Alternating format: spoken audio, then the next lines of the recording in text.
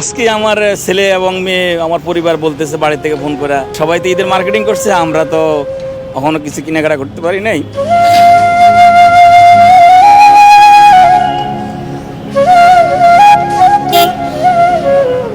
আসসালামু আলাইকুম ভাইয়া, কি অবস্থা? ভালো আছেন? আজকে ভিডিওটা একটু ডিফারেন্ট হতে যাচ্ছে। ডিফারেন্টটা হলো কি, মানে ঈদ তো সবার জন্যই আসে, শুধু যে ধনীদের জন্য এরকম তো না। কেউ আছে 5-6 লাখ টাকা দিয়ে ঈদের শপিং করে, আর কেউ আছে শপিং ছাড়া পুরান জামা কাপড় দিয়ে ঈদ পালন করে।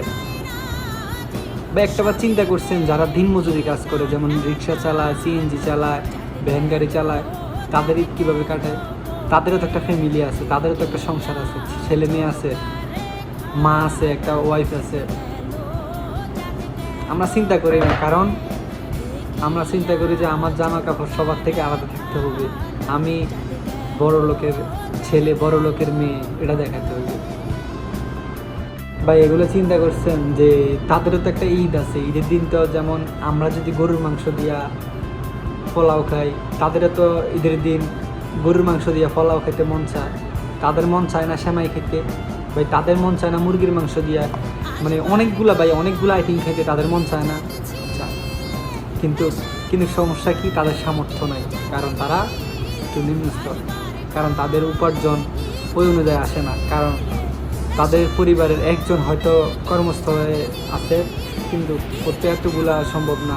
ভাই দেখেন, এমনও লোক আছে বছরে একবার গরুর মাংস খায়, এমনও লোক আছে ঠিকমতো ঈদের জামা কাপড় শপিং, মানে ঈদে তার ফ্যামিলি একটা শপিং করায় দিব, ওইটা পর্যন্ত তার সামর্থ্য নাই। কিন্তু আমরা 5-6 লাখ টাকা দিয়া, 2 লাখ টাকা দিয়া সাংবাদিকের সামনে যায় বলে আমার শপিং, আমার বয়ফ্রেন্ড ইউনাইটেড থাকা, কি বলবো, কারো বয়ফ্রেন্ড দুবাই থাকে, কারো বয়ফ্রেন্ড আমেরিকা থাকে। ভাই আমরা চিন্তা করেন, আমরা যদি মানুষ হইতাম, হ্যাঁ, তাহলে আমরা ওইখানে যে সাংবাদিকের সামনে চুলগুলোর এমনি এমনি করে বলতাম না, লিপস্টিক দিয়ে বলতাম না যে আমার বয়ফ্রেন্ড আমেরিকা থাকে, আমার 5-6 লাখ টাকা শপিং লাগে। আপনি একটাবার চিন্তা করেন, আপনার বাজেট আছে, আমি তারে বলবো না, কারণ তার তো মেন্টালি ওই রকম না, শিক্ষিত নাই। যদি সে শিক্ষিত হইতো তাহলে সে কখনো সাংবাদিকের সামনে 5-6 লাখ টাকার কথা বলতো না। ভাই একটা জিনিস দেখেন,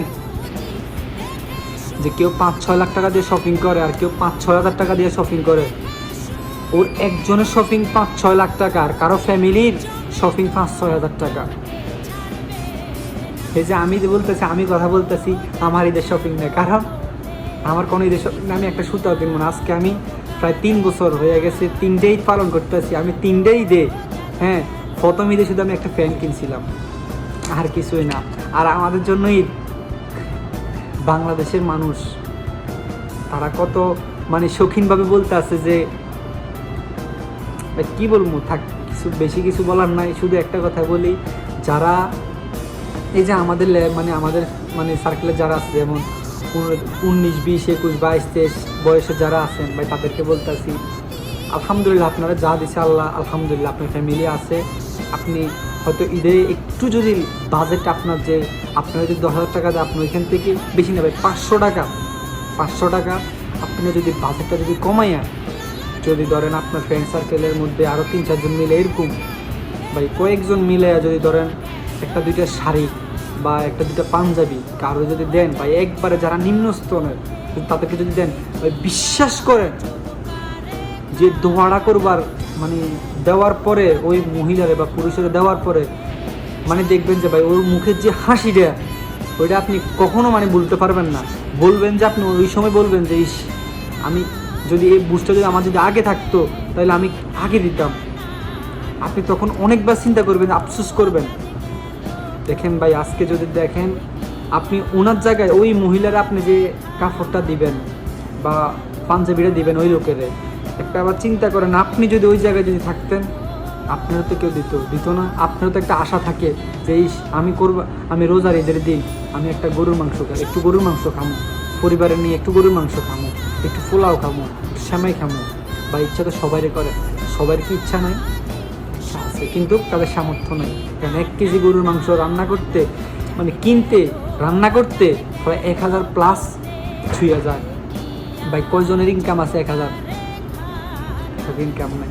তো ভাই যার যেতটুকু সামর্থ্য আছে যদি একটু মানুষের পাশে দাঁড়াতে পারেন আলহামদুলিল্লাহ আল্লাহ আপনারে অনেক দিব।